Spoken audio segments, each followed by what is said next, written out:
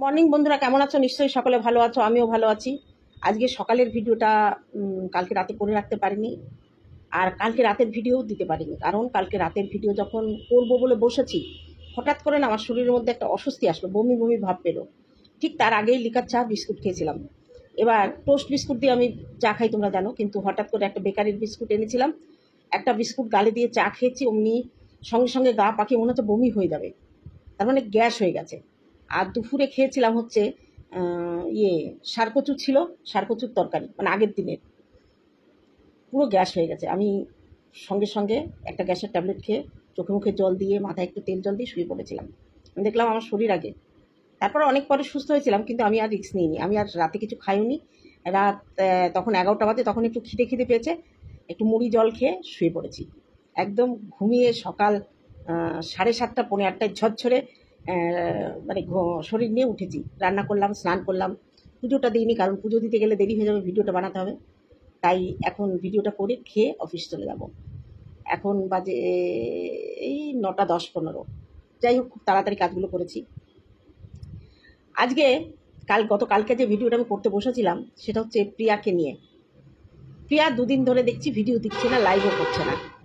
আমার সঙ্গে যখন কথা হলো আমি বলেছিলাম, দেখো যা হবার হয়ে গেছে, কিন্তু তোমার কাজের জায়গায় তুমি বন্ধ দিয়ে বসে আছো কেন? তুমি তো নিজেই বলেছো তোমার ছেলের যত ট্রিটমেন্টের টাকা লাগবে তুমি জোগাড় করবে। এইভাবে যদি বসে থাকো অফ করে, তাহলে কিভাবে সেটা জোগাড় হবে? ভবিষ্যতের পরিকল্পনা আছে। নিজের কাজের জায়গায় এইভাবে জেদ করে, রাগ দেখিয়ে, আমি জানি তুমি আমার উপর রাগ দেখাচ্ছ, যে যাই বলুক তোমার তাতে একটু কষ্ট হয়নি। আমি বলেছি এটাই তোমার কষ্টের জায়গা হয়েছে। তা আমি তোমাকে বলছি যে যা হবার হয়ে গেছে, তুমি তো টাকা দিয়ে দিয়েছো, ব্যাস, তোমার দিক দিয়ে তুমি ঠিক মানে মুক্ত হয়েছো। এবার নিজের কাজে হাত দাও। যে যা বলুক, যে যা করুক, যা কমেন্ট আসুক, যে যা ভিডিও করুক, ইগনোর করো। আর যারা তোমাকে নিয়ে নেগেটিভ ভিডিও করছে তাদের আনসাব করে দাও, দরকার হলে আমাকেও। আমি অবশ্য তোমাকে নিয়ে আর নেগেটিভ ভিডিও করবো না বলেই দিয়েছি, কারণ দেখো কন্ট্রোভার্সি ক্রিয়েটার, যেটা ভুল দেখবো সেটা বলবো, সেটা বলবো। আর ভুলটা স্বীকার করতে তোমার দেখলাম একটু কষ্ট হয়, তুমি কিছুতেই স্বীকার করবে না তোমার ভুল হয়েছে। তুমি আমাকে ভুল সাব্যস্ত করলে, তোমার কাছে আমি তাই মেনে নিলাম, আমি ভুল করেছি। কাজে যোগ দাও, কাজ করো। এবার বলবো, কিছু কমেন্ট এসছে প্রিয়াকে নিয়ে,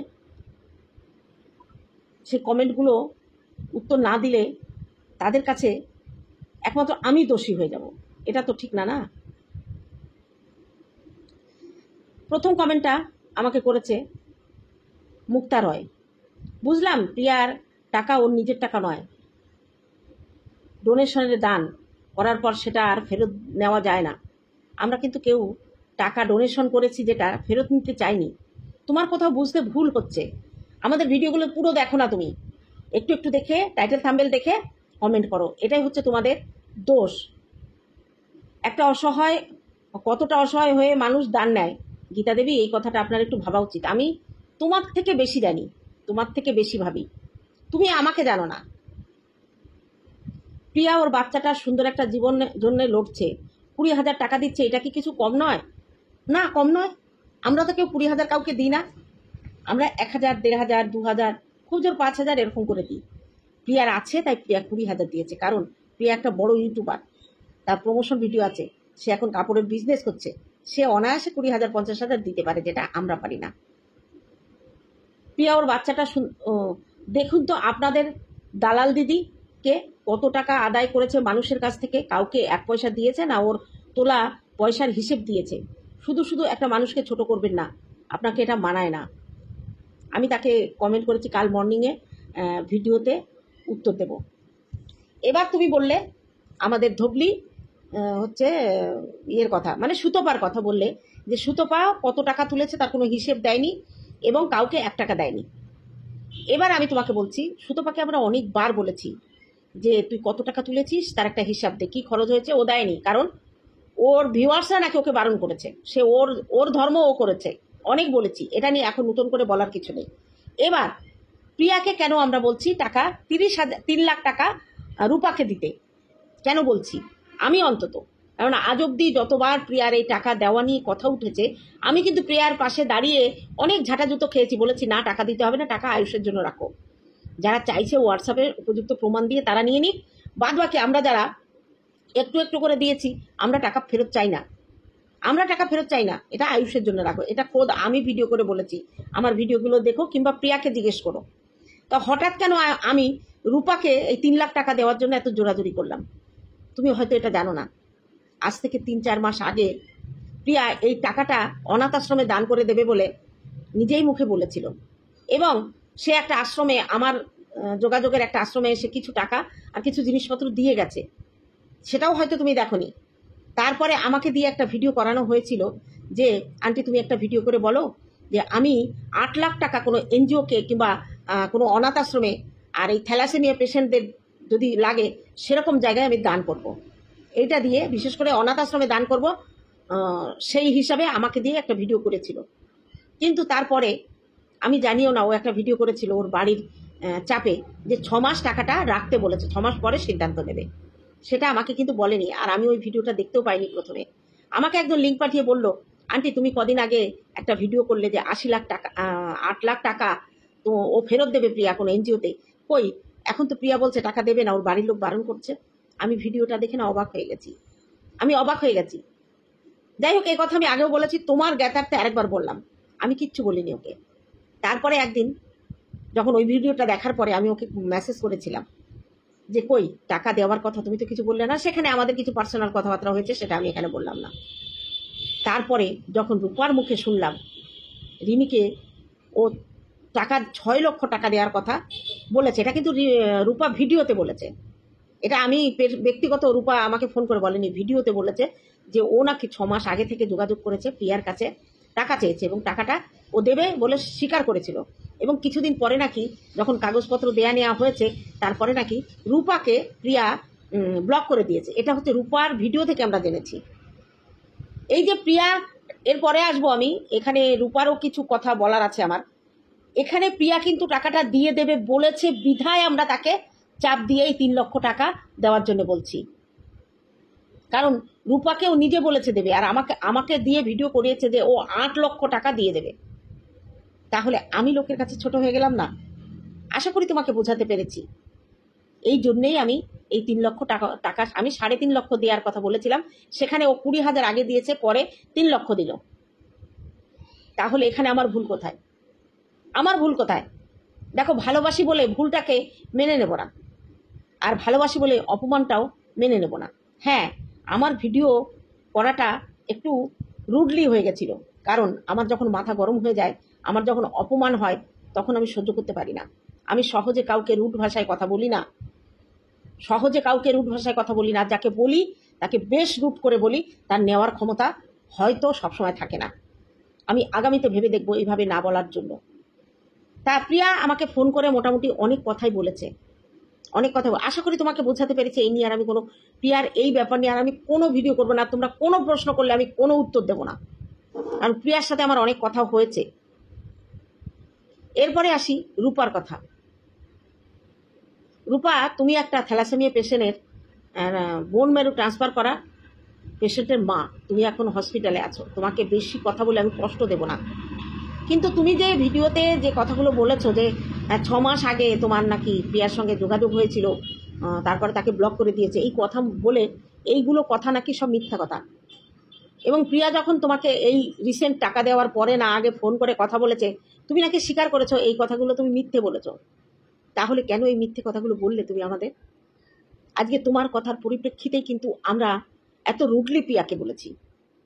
যদি এইসব কথা মিথ্যে হয়, তাহলে তোমার নিশ্চয়ই ভিডিও করে, আর তুমি যদি প্রিয়ার কাছে স্বীকার করে থাকো যে তুমি মিথ্যে বলেছো, তাহলে তোমার একটা ভিডিও করে জানানো উচিত যে কোনটা সত্যি কোনটা মিথ্যে, কোনটা সত্যি কোনটা মিথ্যে।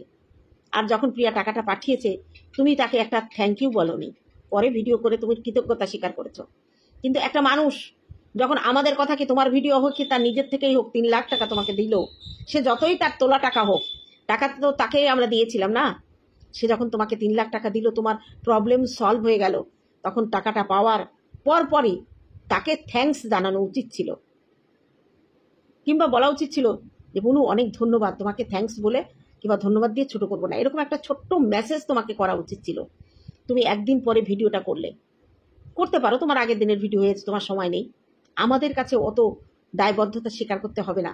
কিন্তু তুমি প্রিয়ার কাছ থেকে যেহেতু তোমার প্রয়োজনের মতো টাকা পেয়ে গেছো, সে তোলা টাকাই হোক, তার ব্যক্তিগত টাকাই হোক, সে তো তার ব্যক্তিগত 20,000 টাকা তোমাকে দিয়েছে।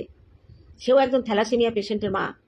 আজকে তোমার কথার পরিপ্রেক্ষিতে তাকে রুড করে, এত রুডলি আমি বলেছি যে সে কষ্ট পেয়ে এখনও সে ভিডিও করছে না। আমি জানি যে যাই বলুক, আমি যে কথাটা তাকে বলেছি তার খুব আঘাত লেগেছে, এবং আমি অন্তর থেকে প্রিয়ার কাছে সরি চেয়ে নিচ্ছি। আমি তো তোমাকে হাত জোর করে বলতে পারবো না, কারণ তুমি আমার হাঁটুর বয়সী, আমার মেয়ের বয়সী, তাই তোমার কাছে আমি সরি চেয়ে নিচ্ছি। দেখো, তুমি অনেক কথা আমাকে বলেছো যেটা আমার অপমানিত হয়েছে, তারপরেও সন্তানরা ভুল করে, মায়েরা কিন্তু ভুল বেশি দিন ধরে রাখতে পারে না। তাই তোমাকে বলছি, তুমি প্লিজ এই আন্টির উপর যত রাগ থাকুক, তুমি আমাকে আরও বেশি কথা বলো, ভিডিও করে আমার বিরুদ্ধে বলো, আমি মেনে নেব, কিন্তু তুমি ভিডিও বন্ধ করে বসে থেকো না, এটা আমি মানতে পারবো না।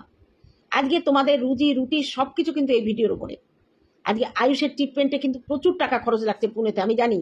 প্রিয়ার সাথে আমি যতটা জড়িত, জানি না ইউটিউবে আর সেরকম কেউ জড়িত আছে কিনা। অনেক অনেক সুখ দুঃখের সাথে আজ 3 বছর ধরে আমি, যারা এখন নতুন কন্ট্রোভার্সি করছে তারা হয়তো সেই দিনে সেই মুহূর্তগুলো জানে না, যেদিন একা আমি আর গুটি কয়েক 2-1 জন বিপক্ষে, সারা কন্ট্রোভার্সি ক্রিয়েটার প্রিয়ার বিপক্ষে গিয়ে ভিডিও করেছে। অনেক নোংরা কথা শুনেছি, অনেক খারাপ কথা শুনেছি। আজকে হ্যাঁ, তোমরা হয়তো কিংবা প্রিয়া বলতে পারে তার জন্য কি তুমি টাকা পাওনি? দেখো, টাকা পেয়েছি ঠিক আছে, টাকা পেয়েছি কি ঠিক আছে, কিন্তু তবুও দিনের পর দিন দেখো, তুমি কয়েকদিন শুধু এই টাকা নেওয়া কয়েকদিন একটু তোমার তাও ভুলের জন্য তুমি কথা শুনছো, তুমি সহ্য করতে পারছো না, কিন্তু বিনা দোষে শুধু সত্যি কথাটা বলার জন্য অনেক কুকথা, কুমন্তব্য এগুলো শুনতে হয়েছে। এবার তুমি হয়তো বলবা কেন করেছো, আমি তো তোমাকে করতে বলিনি না, তুমি আমাকে কোনো দিন কোনো ভিডিও করার জন্য ফোর্স করোনি, একটা ভিডিও বাদ দিয়ে শুধু ওই টাকার ফেরত দেওয়ার ভিডিওটা তোমার রিকোয়েস্টে আমি করেছিলাম। আর আমি কারো রিকোয়েস্টে কোনোদিন ভিডিও করি না, কোনো ভিডিও করি না, আমার যেটা ভালো মনে হয় আমি সেটা করি। চ্যানেলটা আমার, ক্যামেরাটা আমার, বক্তব্য দেবো আমি, তাহলে সেখানে কেন আমি লোকের শেখানো কথা বলবো? আর আজকে আমার এক শ্রদ্ধেয় দিদি শিবানীদি একটা নেগেটিভ কমেন্ট করেছে আমার কমেন্ট বক্সে প্রিয়ার হয়ে। আমি হাত জোর করে দিদির কাছে বলছি, দিদি আমি জানি তুমি আমার অপমান দেখলে সহ্য করতে পারো না, তুমি আমাকে অনেক ভালোবাসো, নিজের সন্তানের মতো, নিজের বোনের মতো ভালোবাসো, তাই আমার অপমান তুমি সহ্য করতে পারোনি, তাই ওই ধরনের একটা কমেন্ট করেছো। দিদি প্লিজ তুমি এতটা রুড় হয়ে না, তুমি আমাকে বোঝাবে যে গীতা এইভাবে নয়, একটু মিষ্টি করে বলো, তুমি যেমন করে বলো, সেটা না বলে তুমি আরও কটাক্ষ করে প্রিয়াকে নেগেটিভ কমেন্ট আমার কমেন্ট বক্সে করেছো। আমি জানি তুমি আমাকে ভালোবাসো বলে, কিন্তু দিদি প্লিজ তোমার জায়গা থেকে তুমি সরে দেও না। আমার কাছে তুমি দেবী, তুমি মহান। আমার যত বিপদ এসেছে তোমার পজিটিভ কমেন্ট এবং পজিটিভ বার্তা আমাকে সঠিক রাস্তায় নিয়ে গেছে, তাই তোমাকে এটা মানায় না দিদি। আমি এই কথাগুলো বললাম, তুমি কষ্ট পেও না, তোমার কমেন্ট আমি পড়তে পারবো না, প্লিজ দিদি তুমি নিজে হাতে তোমার কমেন্টটাও আমি ডিলিট করতে পারবো না। তুমি যদি মনে করো কমেন্টটা ডিলিট করে দিও, প্লিজ দিদি, কিছু রাগ করো না, প্লিজ দিদি, আমি তোমার সন্তানের মতো, আমি তোমার বোনের মতো, তোমাকে আমি মাতৃজ্ঞানে পূজা করি, এবং তোমার মুখ থেকে যেটা বেরোয় সেটা কটাক্ষ হলেও সত্যি কথা, কিন্তু দিদি সবসময় সব সত্যি বলতে নেই। প্লিজ দিদি আমাকে ক্ষমা করো। আজকে তোমাকে আমি যে আসনে বসিয়েছি, আমি তোমার থেকে এই কথা শুনতে চাই না। তুমি কাউকে কোনোদিন খারাপ করে কোনো ভিডিও তুমি বুঝিয়ে বলো। আমি জানি আমার অপমান দেখে তুমি রুড হয়ে গেছো, তুমি ক্ষুব্ধ হয়েছো, তাই এই ভিডিওটা করেছো। প্লিজ দিদি আমাকে ক্ষমা করো, এইভাবে বলো না। ও একটা থ্যালাসেমিয়া পেশেন্টের মা, সংসারের দায়িত্ব, সমস্ত কিছু, ওর অনেক সমস্যা আছে, আমি সবটা জানি। তার মধ্যে দিয়ে ও কিন্তু অনেক পরিশ্রম করছে। হ্যাঁ, ভুল করেছে। আর জানো তো দিদি, টাকা না এমন একটা জিনিস মানুষের মাথা ঘুরিয়ে দেয়, সঠিক সিদ্ধান্তে সে থাকতে পারে না। অনেক তাবড়ো লোকও, অনেক সৎ লোক, অনেক সাধু লোক, অনেক সমাজসেবীকে দেখেছি টাকা পেয়ে তাদের মাথা ঠিক নেই, তারা তলিয়ে গেছে। তো প্রিয়া তো কোন ছাড়। টাকা সবার কাছেই প্রয়োজনীয়, কারো কাছে বেশি, কারো কাছে কম। তাই প্রিয়াকে অন্তত তুমি ক্ষমা করে দিও, আমি ক্ষমা করে দিয়েছি। আমার সঙ্গে অনেক কথার লেনদেন হয়েছে, কথা কাটাকাটি হয়েছে, তারপরেও আমি ওকে সন্তান সম মনে করে ক্ষমা করে দিয়েছি। তুমি প্লিজ ক্ষমা করে দিয়ে তুমি আজকে আমাকে বলো যে আমি তোমাকে দুঃখ দিলাম কিনা। আর যদি দুঃখ দিয়ে থাকি দিদি, ক্ষমা করে দিও আমাকে। যাই হোক, এটা একটা কমেন্ট গেল। আর একটা কমেন্ট আমি নেব, কারণ মানুষের এই ভিডিওতেই আমি সব ক্লিয়ার করব। আর আমি এই ব্যাপার নিয়ে হাজার মাথা খুঁটলেও আমি তোমাদের কোনো কমেন্টের উত্তর দেবো না, ডিলিট করে দেবো। এরকম কমেন্ট করলে ডিলিট করে দেবো। তোমরা আমাকে ছোট দেখানোর জন্য ভুলভাল কথা বলবা, সেটা তো মেনে নেব না, না সেটা মেনে নেব না। প্রথম কমেন্টটা হচ্ছে, আমাকে মাসি বলে ডেকেছে। মাসি, তোমরা প্রিয়াকে কেন বা টাকা দিয়েছো, আবার কেনই বা টাকা চাইলে? তুমি প্রথমেই ভুল করলে। আমরা টাকা চাইনি। কে বলেছে আমরা প্রিয়ার কাছে টাকা ফেরত চেয়েছি? তুমি কি বাংলা বোঝো না? আমাদের ভিডিওগুলো কি দেখো না? আমি প্রিয়ার কাছে টাকা ফেরত চেয়েছি তোমাকে কে বললো? এর আগে যখন লোকে টাকা ফেরত চেয়েছে তাদের বুঝিয়েছি। এই টাকাটা প্রিয়া দিতে চেয়েছে, আমাকে বলেছে ভিডিও করতে যে আন্টি ভিডিও করো, আমি টাকা ফেরত দেব। তারপরে টাকা প্রিয়া টাকা ফেরত দেয়নি। এই অপমানটা আমার ভালো লাগেনি। আর এই রূপাকে ঋণীর জন্য টাকা ও নিজে দিতে চেয়েছে, আমরা তাকে আগে ফোর্স করিনি। এটা জানার পরে তারপরে বলেছি। তোমরা কি বলতে চাইছো আমি টাকা দিয়ে টাকা ফেরত চাইছি? ছি, অ্যাকচুয়ালি তোমরা ভিডিও ঠিকমতো দেখো না, এটাই তোমাদের দোষ।